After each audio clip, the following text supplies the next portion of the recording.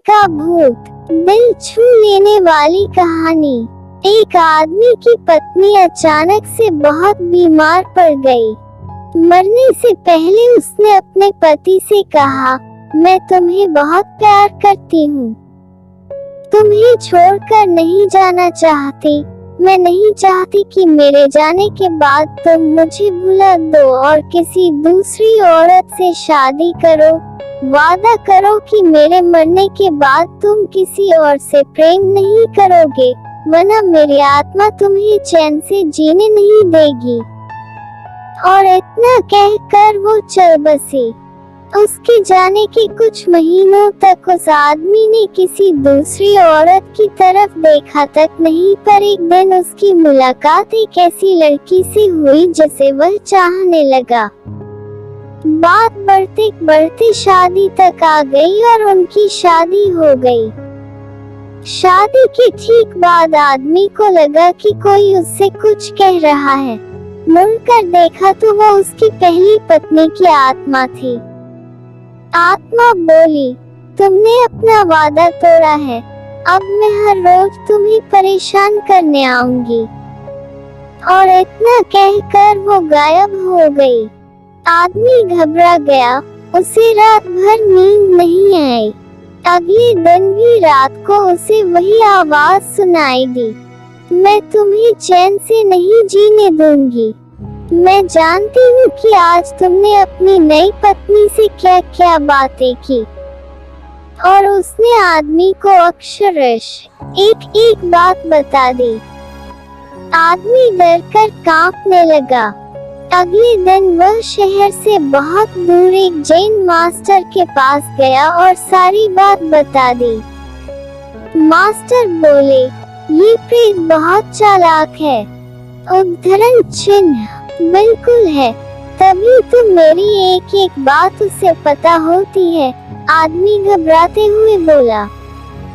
Master बोले, कोई बात नहीं, मेरे पास इसका भी इलाज है। इस बार जब तुम्हारी पत्नी का भूत आए तो मैं जैसा कहता हूँ तुम ठीक वैसा ही करना। उस रात जब आत्मा वापस आए तो आदमी बोला, तुम इतनी चालाक हो, मैं तुमसे कुछ भी नहीं छिपा सकता।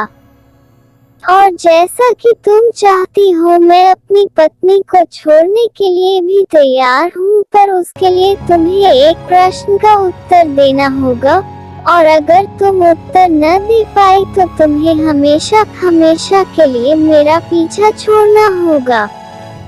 पत्नी का भूत बोला, मंजूर है, पूछो अपना प्रश्न। आदमी ने फौरन जमीन पर पड़े बहुत सारे छोटे छोटे कंकड़ अपनी मुट्ठी में भर लिए और बोला, बताओ मेरी मुट्ठी में कितने कंकड़ हैं। और ठीक उसी समय भूत गायब हो गया। कुछ हफ्तों बाद वो एक बार फिर से जैन मास्टर के पास उनका शुक्रिया अदा करने पहुंचा।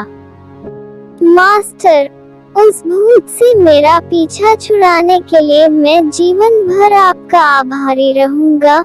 आदमी बोला, पर मैं ये नहीं समझ पाया कि आखिर उस प्रश्न में ऐसा क्या था कि एक झटके में ही भूत गायब हो गया। मास्टर बोले, बेटा, दरअसल कोई भूत था ही नहीं। उद्धरण चिन्ह मतलब। आदमी आश्चर्य से बोला, हाँ, कोई भूत था ही नहीं। दरअसल दूसरी शादी करने की वजह से तुम्हें एक अपराध बोध महसूस हो रहा था और उसी वजह से तुम्हारा दिमाग एक भ्रम की स्थिति पैदा कर तुम्हें भूत का अनुभव करा रहा था, मास्टर ने समझाया। पर ऐसा था तो वो मेरी हर एक बात कैसे जान जाता था, आदमी ने पूछा।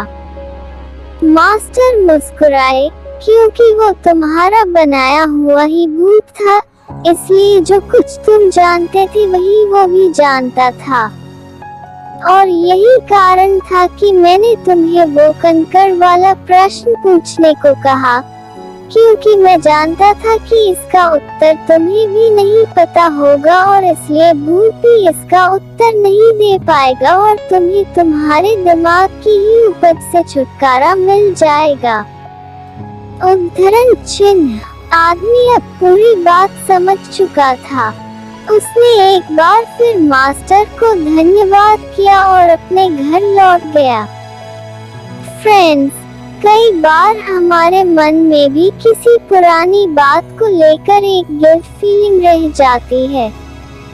कहानी में भूत का आना उसी तरह की फीलिंग का एक एक्सट्रीम फॉर्म है, पर अधिकतर मामलों में हम किसी पुरानी घटना को याद कर अफसोस करते हैं और कभी कभार खुद पर क्रोधित भी हो जाते हैं। ऐसा बार बार करना गलत है। अपने भूत की वजह से अपने भविष्य और वर्तमान को बिगाड़ने में कोई समझदारी नहीं है। इसलिए अगर आप भी किसी पुरानी घटना की वजह से अपराध बोध महसूस करते हैं तो ऐसा ना करें। गलतियां करना मनुष्य का स्वभाव है, सभी करते हैं, आपसे भी हुई तो कोई बात नहीं। उस घटना को पीछे छोड़ें और अपने जीवन को सार्थक बनाने की दिशा में काम करें।